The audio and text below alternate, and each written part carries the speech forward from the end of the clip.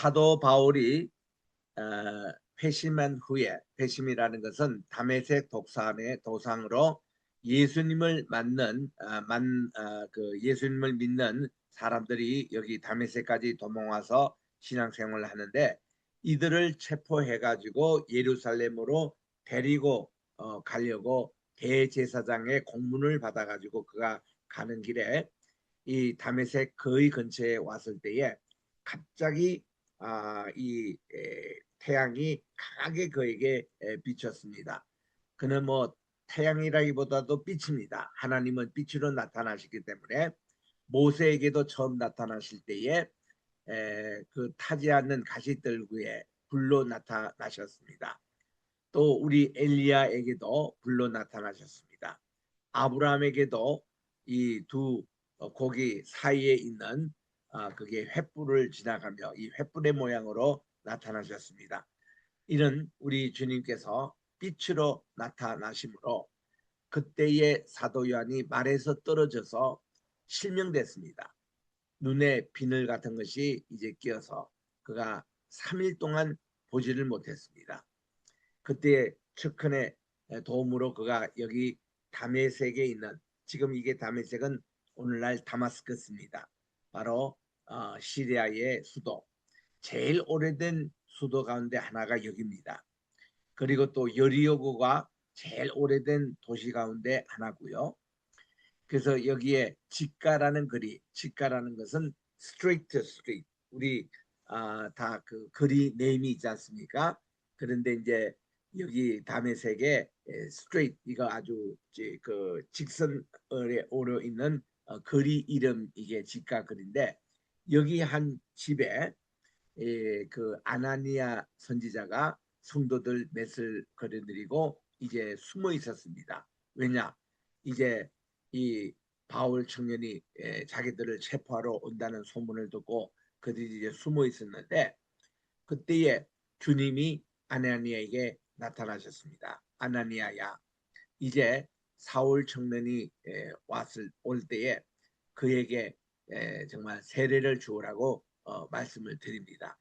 깜짝 놀라죠, 아나니아가. 주님, 그 자는 지금 우리를 체포하러 오는 잔데 하고 얘기 다 한다.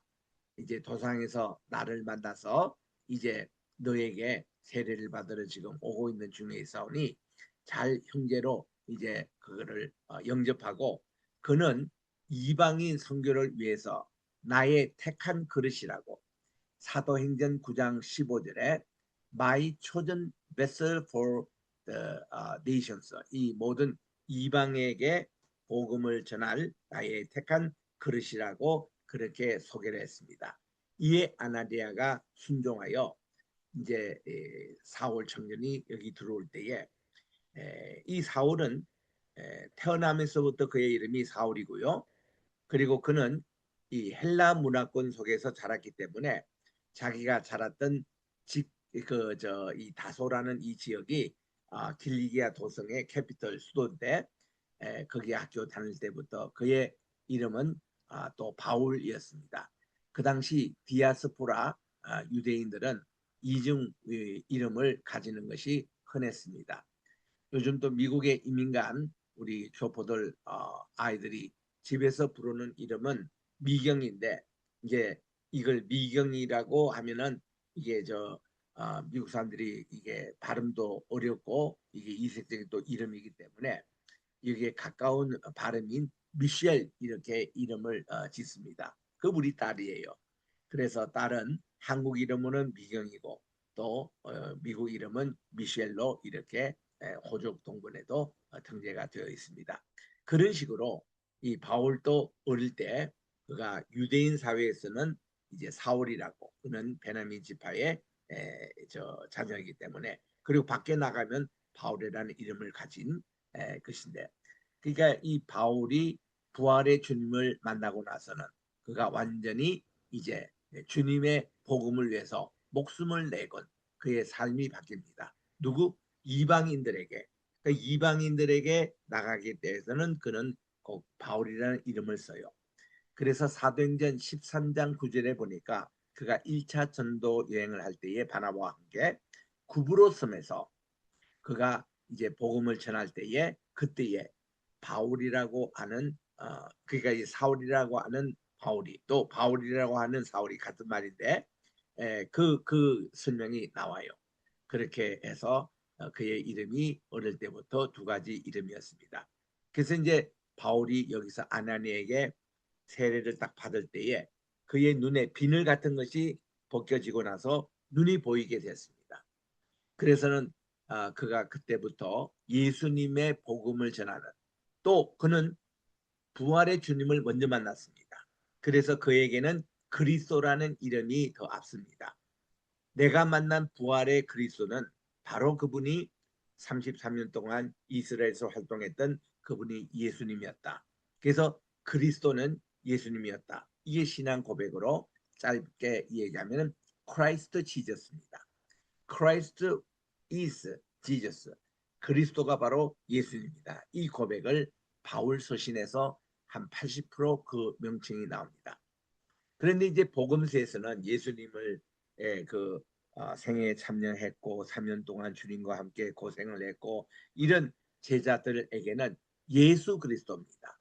그들은 예수님을 먼저 만났고 그리고 예수님이 부활하심으로 그리스도라는 것을 그들이 확정했기 때문에 그들에게는 Jesus was Christ 이렇게 된 겁니다. Jesus is Christ. 예수님이 그리스도라는 것. 주는 그리스도시요. 이 신앙 고백을 우리가 이제 오늘날 예수님의 명칭으로 그렇게 사용하고 있습니다.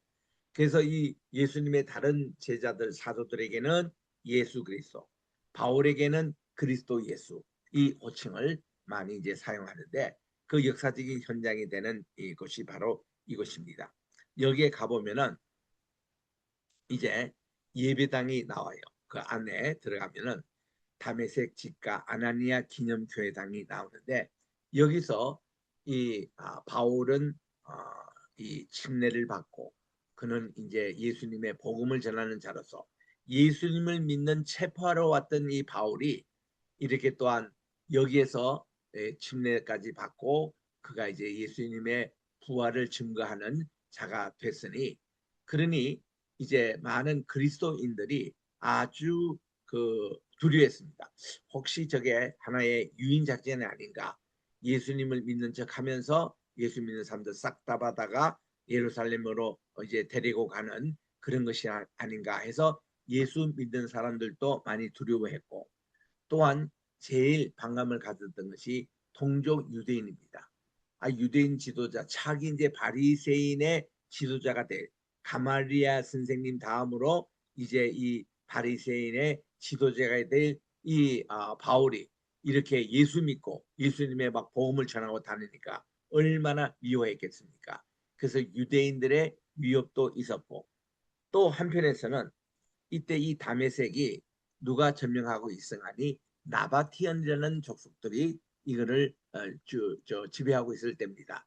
나바티언은 누군가 하면은 바로 에서의 후예들 그들입니다. 그러니 이 나바티언은 유대인들을 아주 싫어해요. 그래서 이 나바티언들이 막 예수님의 복음을 전하고 있는 이 유대 청년 이 바울을 체포해서 그들이 이제 죽이려고 협박을 했을 때에 그가 이 다메섹의 성 밖으로 광주를 타고 내려서 야반 도주했습니다. 그래서 이 낮에는 여기 이제 언신도 못하고 그렇게 해서 그가 살아남아서 예루살렘으로 잠시 들렸다가 그가 간 곳이 아라비아 광야에 간 거죠. 그래서 아라비아 광야에 거기에 가보면은 이 모세가 하나님으로부터 이렇게 율법을 받았던 그 장소에 그가 갑니다. 그래서 거기서 하나님과 결단의 기도를 하죠. 그래서는 도대체 자기가 지금까지 율법 중심으로 가렸던 이 신앙이 맞는지 주님이 이제 복음 우리가 그리스도 그 부활의 주님을 만나게 됐는데 이 복음이 맞는지 그거 하고 이제 그걸 위해서 하나님께 기도하고 있을 때 예수님이 3년 동안 매일 그에게 나타나셔서 그에게 그 사도 수업을 시키신 겁니다. 그러니까 첫날은 이런 일이 있었다. 내가 이런 말씀을 전했다.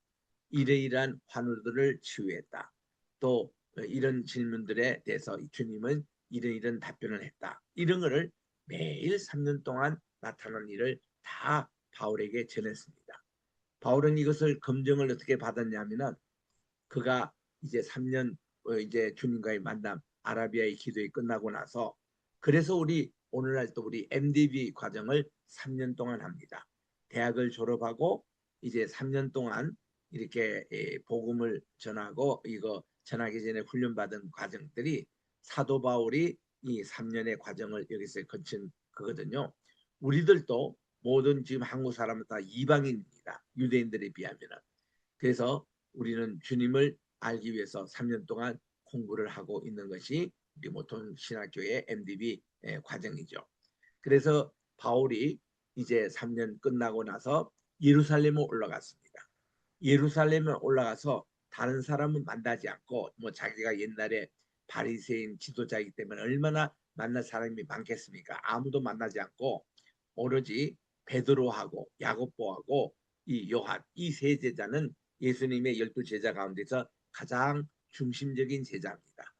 이들 세 제자에게 우리 주님의 변모산생의 모습을 보여주셨고 또 이 세 제자만 데리고 이제 달리다금 할 때 그 야이로의 회당장의 그 딸을 고칠 때도 이 세 제자만 데려갔고 또한 이제 예수님이 게셋마네 동산에서 기도하실 때도 이 세 제자만큼은 다른 제자와 조금 예수님과의 가까이 이렇게 접하면서 기도하게 했던 이런 제자들이기 때문에 우리 주님은 이 굉장히 사랑하는 제자들인데 사도 바울이 이분들을 만나가지고 검증을 받았던 거죠.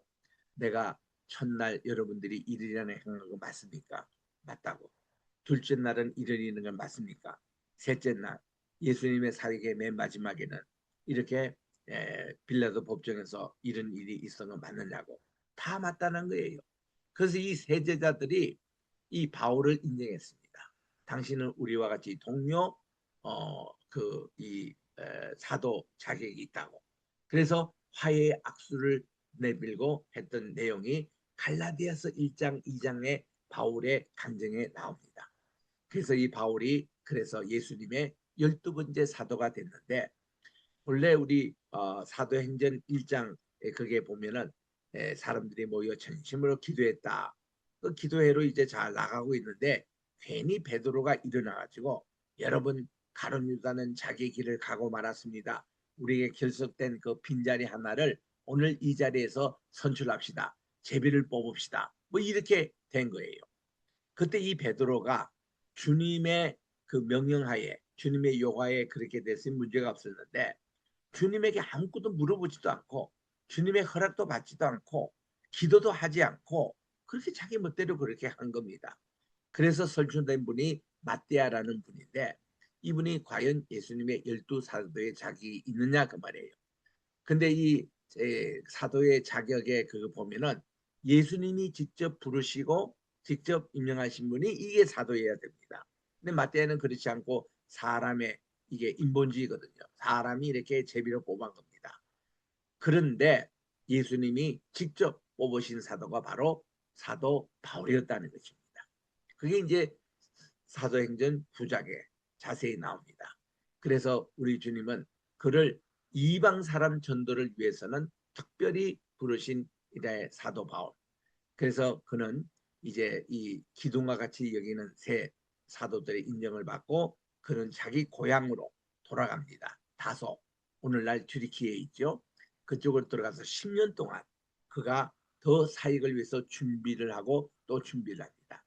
그래서 이제 사도 바울은 주의 사역을 감당하기 위해서 적어도 13년 동안 준비 과정이 있었고 14년 만에 그를 찾아왔던 바나바의 권유에 의해서 그가 시리아 안디옥에 가서 사역을 시작하게 됐던 것이죠. 그래서 우리는 오늘날 신학도들, 목회를 준비하는 분들, 바울처럼 우리는 13년, 14년의 충분한 준비 기간을 거치고 이 사역을 하는 것이 옳습니다. 그렇게 해서 여기 이제 다메섹에 가보면은 이 바울을 기념하는 교회당이 지금도 있습니다. 지금도 예배를 드리고 있거든요. 그런데 이 오늘날 다메섹은 우리 한국 사람에게 조금 힘드는 게 이 시리아 정보가요. 북한하고는 외교 관계가 돼 있는데 우리 남한하고는 관계가 돼 있지 않습니다. 그래서 여기는 우리 대한민국 여권 가지고 들어갈 수가 없는 나라예요. 미국 여권 가지고는 분명히 들어갑니다. 그리고 시리아가 그동안 정치적인 많은 업앤다운 했지 않습니까? 그런 면에서 좀 여기 정권이 좀 힘든 나라입니다. 그런데 여기도 육로를 통해서 또 이렇게 특별하게 들어가는 방법도 있긴 있어요. 또 우리 3년 전인가 여기에 큰 지진이 났을 때 그때 이게 바울의 기능교회 이 근처도 큰 지진이 났거든요. 그럴 때 이제 이 우리나라 대한민국에서도 지진을 도우려고 구호팀들 특별 이렇게 비자를 받아가지고 들어간 적은 있습니다. 그런데 이제 미국에 있는 한인 교회들은 미국 시민권으로 들어가기 때문에 여기서 지진 날 때마다 많은 그 제외 그 한인 교포들이 여기에 들어가서 봉사를 하곤 합니다. 그래서 그러기 때문에 이런 데도 지금 또 가볼 수 있다라는 거. 자, 이제 우리 조금 그 염해 중간쯤에 가보면은 이제 여기에 마사다가 나옵니다. 이 마사다의 그거는 돌산으로 되어 있는데 높이가 한 이제 꽤 높습니다. 400m가 되는. 그리고 거기에 가보면은 돌산 그 위에 축구 경기장 1.5배에 해당되는 큰 그런 이제 공간이 있어서 거기에 많은 그 시설들이 있어요. 여기는 본래 헤롯 대왕이 자기 겨울궁으로 지었던 별궁인데 그걸로 있는 내용의 이 성이 마사다인데 거기 이제 가보면 사우나 탕에 가면 그 2000년 전에 이런 시설을 해놨습니다.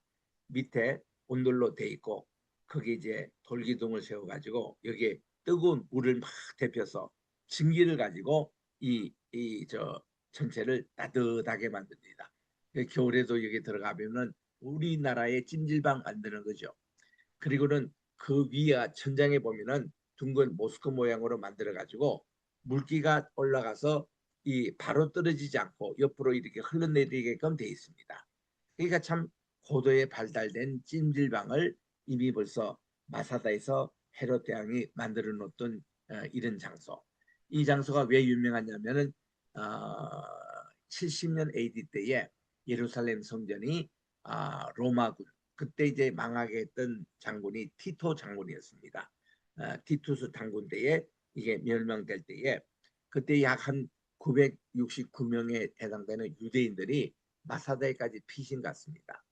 그래서 거기에 이제 벤 야일이라는 이 장군의 지도하에 그들이 3년 동안을 버텼습니다. 여기에 버틸 수 있던 것은 마사다에는 이게 하늘에서 비가 내려오면 한 방울도 땅에 떨어지지 않도록 이 빗물을 전부 다 한 곳에 모아서 이게 탱크에 저장하도록 되어 있습니다. 그러니까 이 물 가지고 그들이 이렇게 찜질방도 하고 이걸 가지고 먹고 얼마든지 물 걱정 없이 그들이 3년 동안 버틸 수 있었던 것이죠. 그리고 헤롯 왕이 여기에 비상식량을 충분히 이렇게 해두고 또 때로는 이제 적들의 공격을 예상해서 여기에 또한 그런 공습되며 이런 어떤 무기들도 거기에 또 충분히 이렇게 보관을 해두었습니다. 그래서 이런 곳이 마사다이기 때문에 여기서 3년 동안 그들이 독립운동을 했던 곳. 그래서 이 로마군이 하도 이제 여기서 꿈쩍을 안 하니까 그들이 이제 어떤 이 언덕 인공 응들을 쌓아가지고 이만한 높이 마사다의 높이까지 이것이 올라갑니다. 그러니까 일종의 인공산이죠. 그래서 내일 이 아침이면은 이제 로마군이 여기에 쳐들어오는 바로 그런 이제 시점이었습니다. 그때에 이게 그 벤야일 사령관이 일장 연설을 합니다.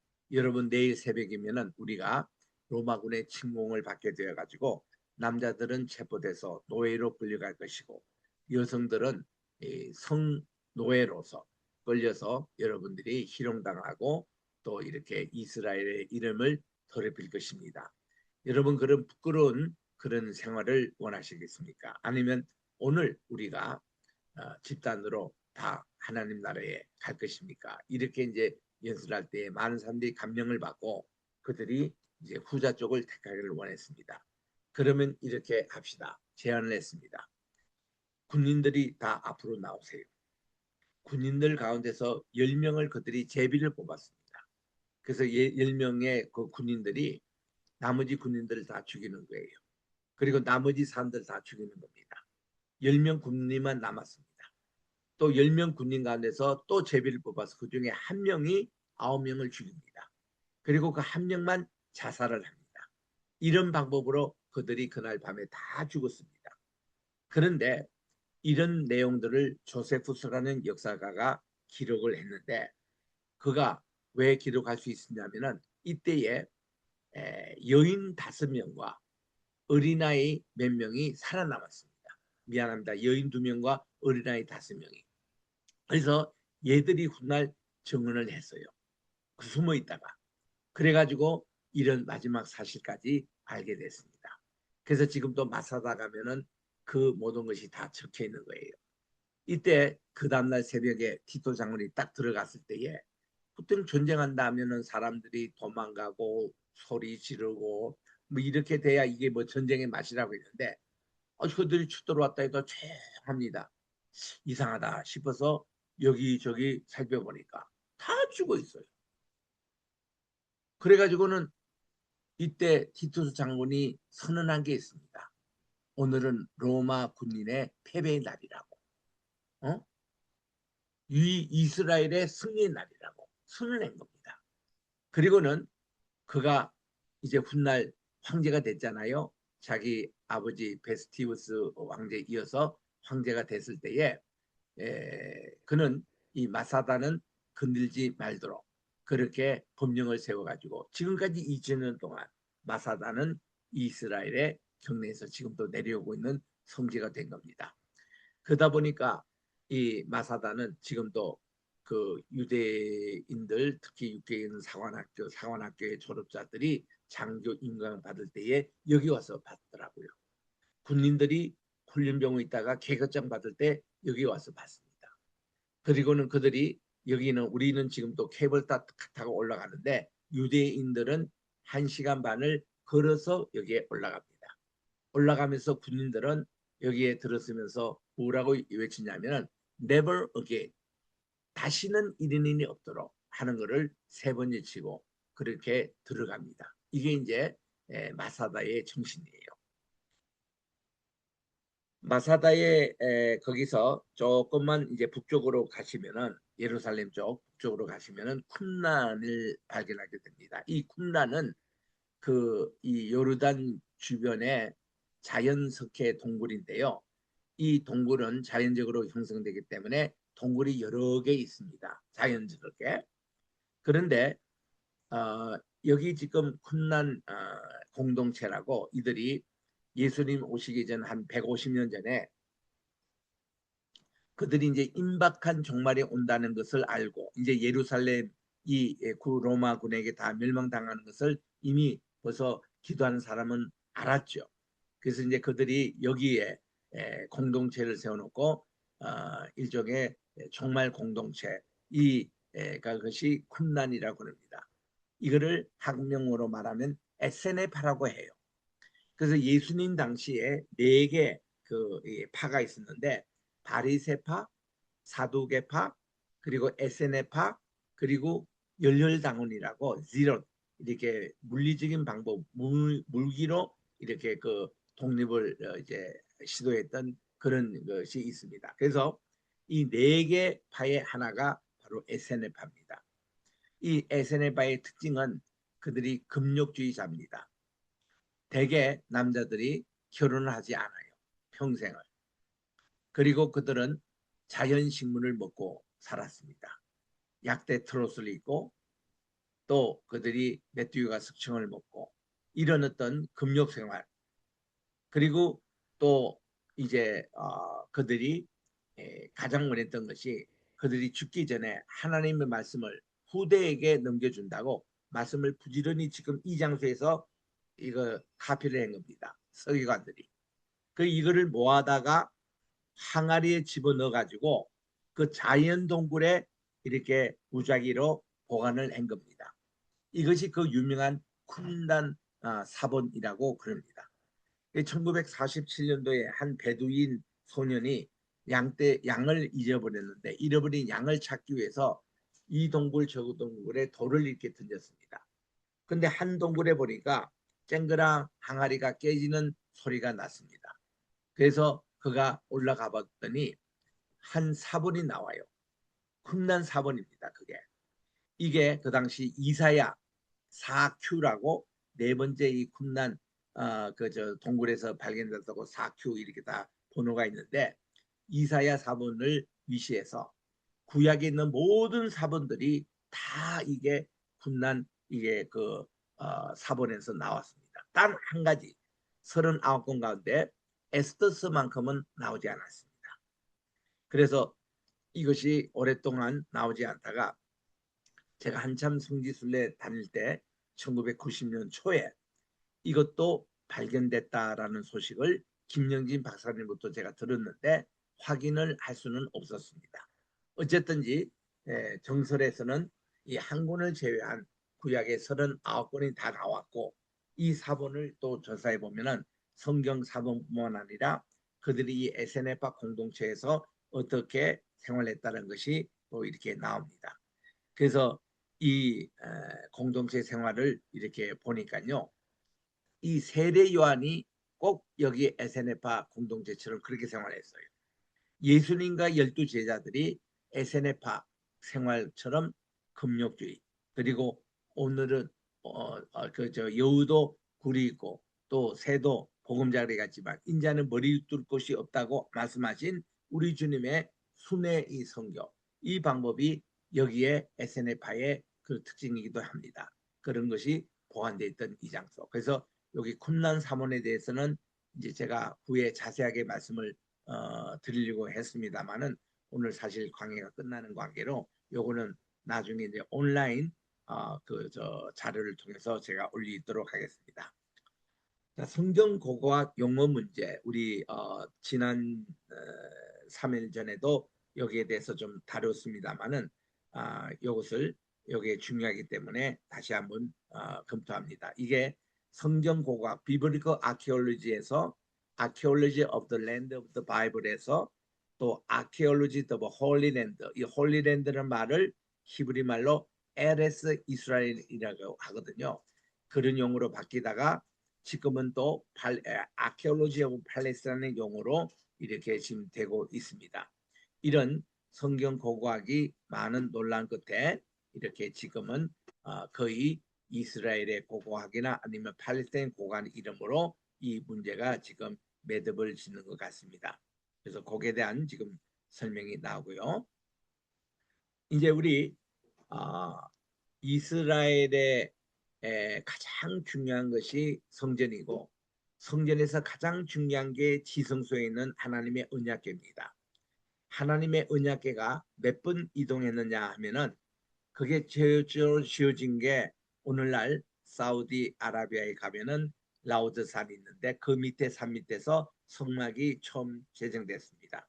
제정돼서 이것이 몇 번 이동하느냐 하면은 이스라엘 광야 40년 광야 생활 속에서 거의 이게 38번인가 이동을 합니다. 이동을 하는데 이스라엘 성지에 이제 도착해서는 이 성막이 있었던 곳이 예를 들면 길갈에도 있었던 것 같고 쉐겜에도 있었고 그리고 여기 실로에 있었던 거예요.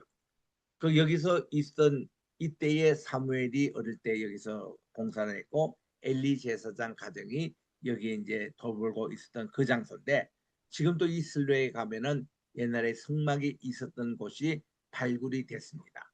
발굴이 돼서 이제 이 사무엘 시대 때의 역사를 우리들이 자세히 이렇게 볼 수 있는 기회가 있습니다. 이게 실로입니다.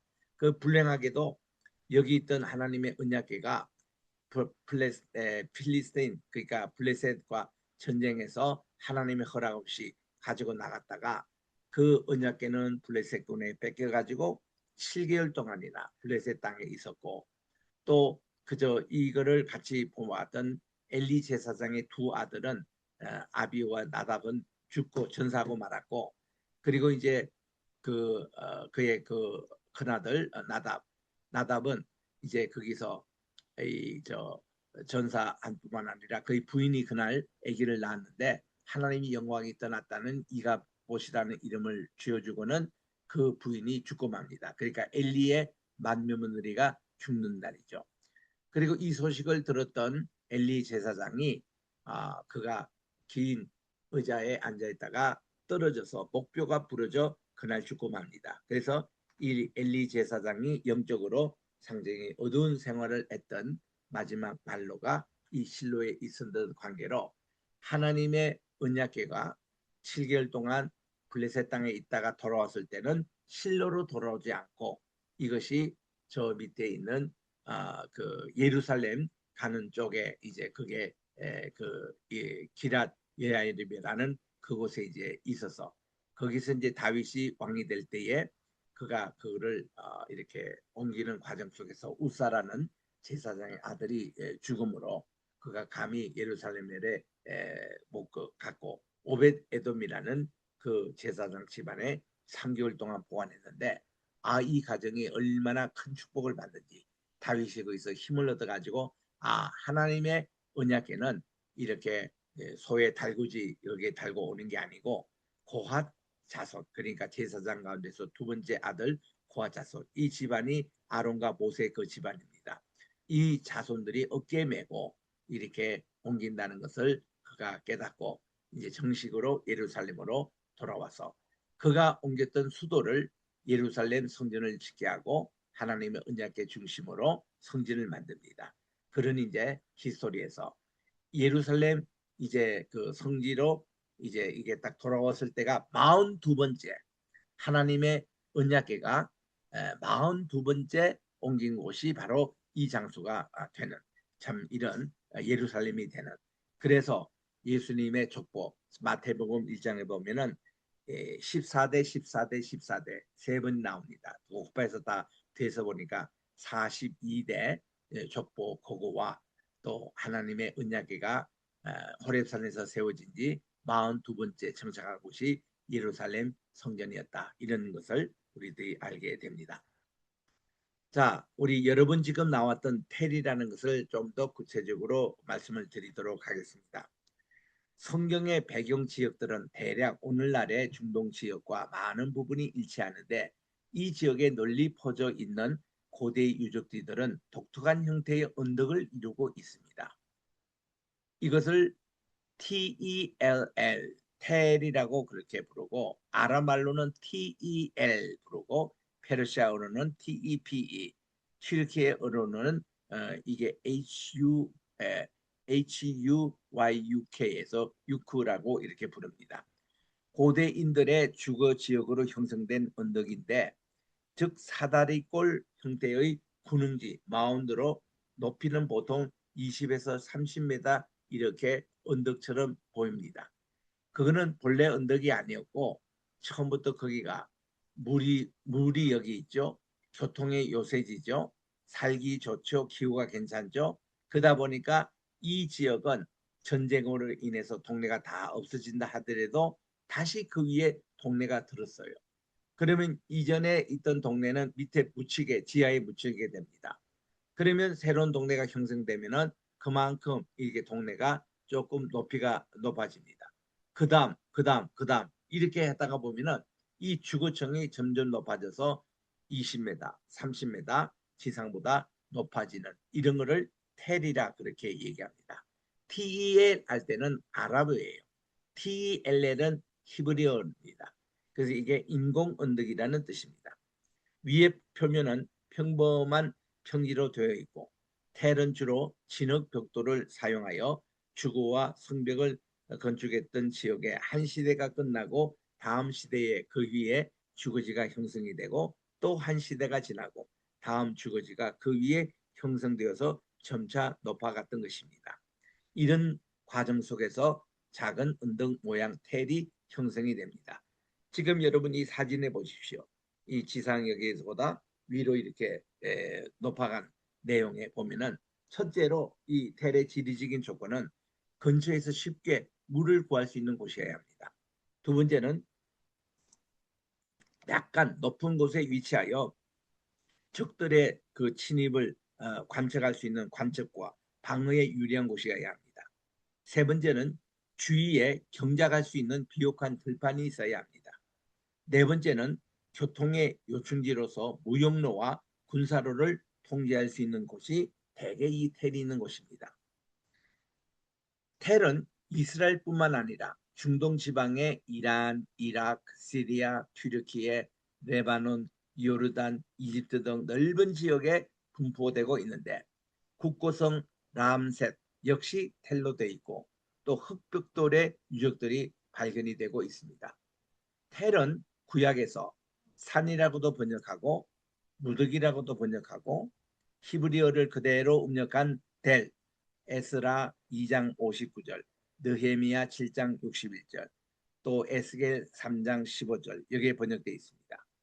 이 텔이란 자연적으로 생긴 것이 아닌 인공 언덕을 지칭하는 말입니다. 이 단어는 도시가 있는 곳에 쓰레기 더미가 쌓여 만들어진 언덕이나 도시가 파괴되어 생긴 언덕들을 뜻하는 단어이기도 합니다. 우리 개역 성경의 번역 중에 무더기라고 번역한 곳도 바로 그 텔입니다. 그대로 음력한 곳을 이제 그것은 정확한 번역을 할 수 있으니 텔을 산으로 번역한 것은 잘못된 번역입니다. 그냥 언덕으로 하는 게 좋습니다. 분명 이 단어는 성경에서 성읍이나 도시와 함께 나타나며 예를 들면 아이성을 불살라 그것으로 영원한 무더기를 만들었더니 할 때 이 무더기라는 게 이 텔이 자연스럽게 형성됐다는 것입니다. 자연적인 산이나 언덕을 뜻하는 이 단어가 아니라 인공 언덕을 뜻하는 단어입니다. 그렇기 때문에 산이라고 번역보다는 지리적인 용어로 그냥 텔 그대로 번역하는 게 좋아서 오늘 또 우리 이스라엘 지도를 펼치시면 텔 아비브 이렇게 나옵니다. 아비브의 텔 언덕이란 뜻이죠. 그리고 뭐 우리 옛날 성에 나오는 지명이 있잖아요. 베델, 아이성, 쉐겜 이 모든 것이 다 앞에 텔이 붙습니다. 텔 베델, 텔 아이, 또 텔단, 단 지역에 있는 그 텔이라고 텔단 다 이렇게 텔이 붙습니다. 이거를 또 히브리 말로 산이라는 말을 하르라고 합니다. 하르는 산 혹은 산지, 또 하림은 산맥들, 산들, 또 산악 이렇게 번역되어 있거든요. 그래서 이게 그 앞에 HAR 붙으면 산이라는 뜻인데 아마겟돈 그럴 때에 아마겟돈은 그 앞에가 하르게돈이라는 뜻입니다. 하르메기도 머기또의 산이라는 뜻입니다. 머기또의 태라는 뜻이에요. 그러면 거기에 H 발음이 되게 이 헬라권에서는 생략될 수가 많습니다. 할렐루야를 알렐루야로 라틴에서 얘기하잖아요. H가 묵음이 됐습니다. 그래서 이게 하르 메기또를 H가 묵음되고 R은 메기또 이거를 붙여서 아마겟돈 이거는 이제 메기또의 산이라는 뜻으로 아마겟돈은 이름이 그렇게 해서 나온 겁니다.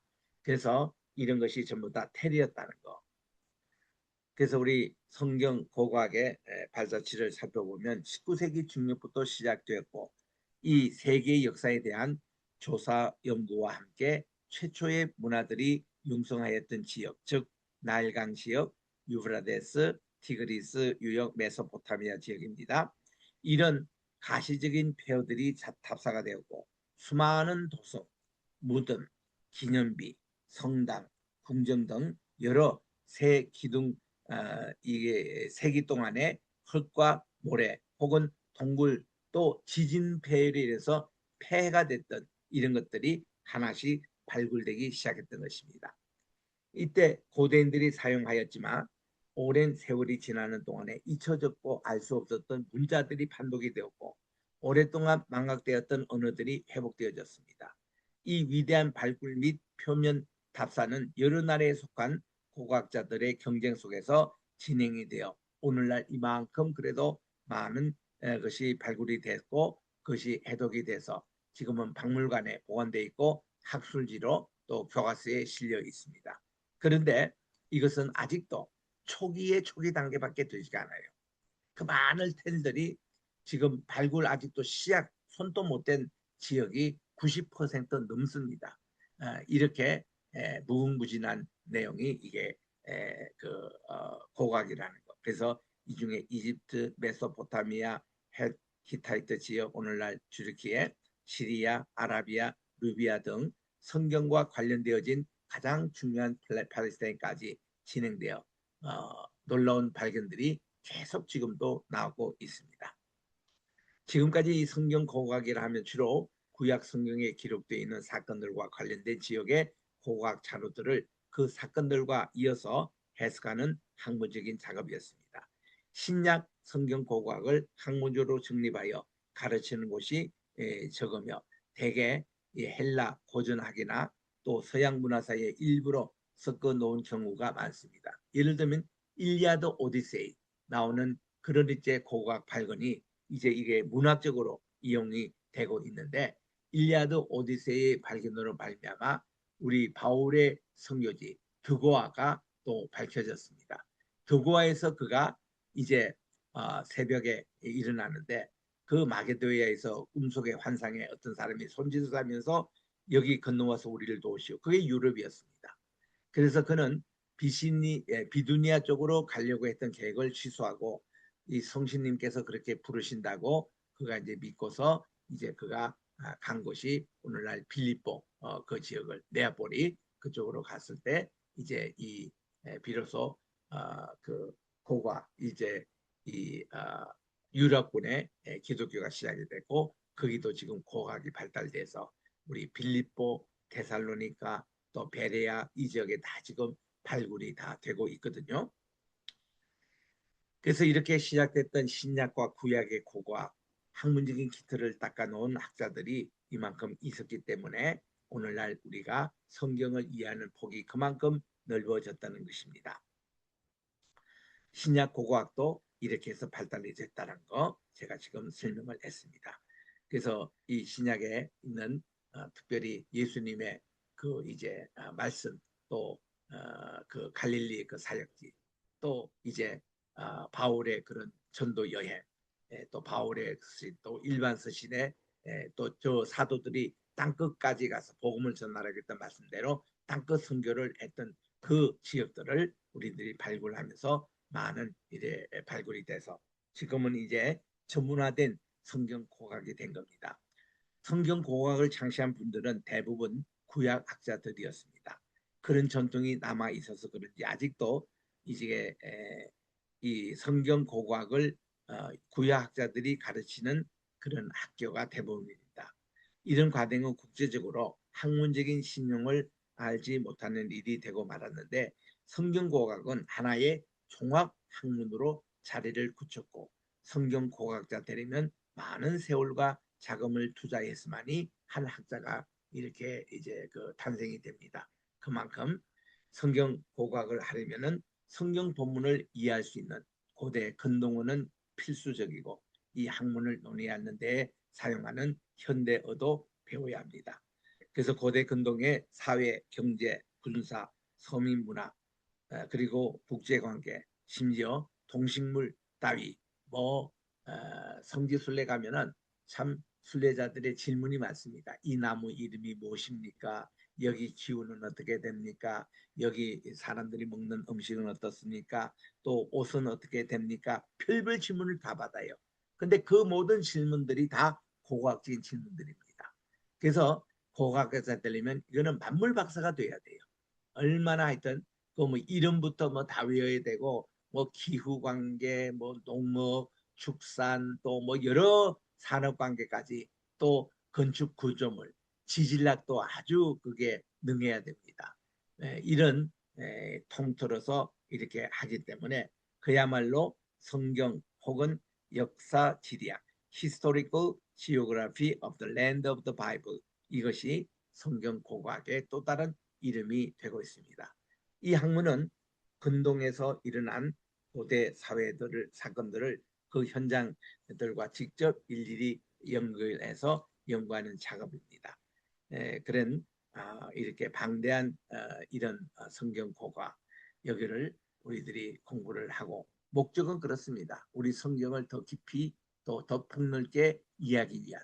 그래서 이 성경 고고학을 잘 공부하시면은 여러분들이 하나님의 말씀을 읽을 때나 이 말씀을 들을 때에 내가 꼭 그 현장에 가 있는 듯한 이런 느낌을 얻을 수 있는 것이 성경 공학의 큰 장점이라고 할 수가 있습니다. 오늘은 여기까지 하겠습니다.